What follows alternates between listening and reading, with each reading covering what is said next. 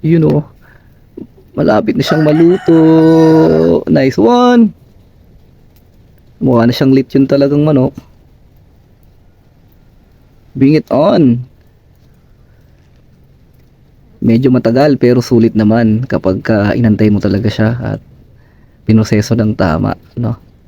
Kaya yun, ang masasabi ko lang, iproseso natin ang mga bagay-bagay ng tama kahit sa buhay natin.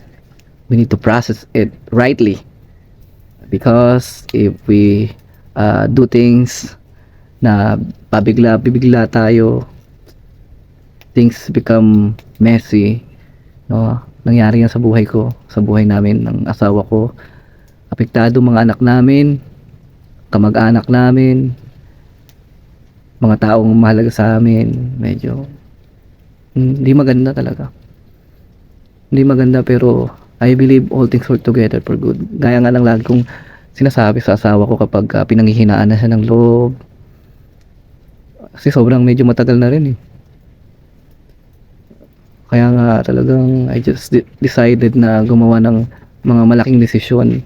Pero I still surrender it to God. Siya pa rin naman na nakakaalam. Alam niya yung mga best na ginawa ko. Alam niya yung puso ko sa lahat ng mga ginawa ko. Kaya nga whatever it is, whatever it takes, I believe still God is moving, and naniniwala ko ngayon mas clear na yung daanan ko. Mas naiintindihan ko na yung mga bagay na dapat kong sa alang-alang, so that I will be a good testimony sa mga darating na panahon. I do believe yung calling ko to speak His word is still there.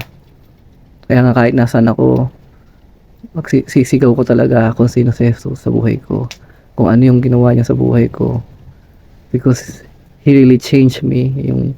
Yung buong buhay ko 360 degree talaga yan. Turn over. Kumbaga, hindi ko na nakikita sa buhay ko na ang Diyos mawala sa puso ko, sa isip ko. Kasi I really understand. Hindi ko lang basta naintindihan. Pinanahanan niya ako ng banal na spirito. Kinasiyahan niya ako. Kaya nga, I really believe that I am charito. I am really accepted, highly favored. At naniniwala ako sa lahat ng parte, anggulo, dako ng buhay ko.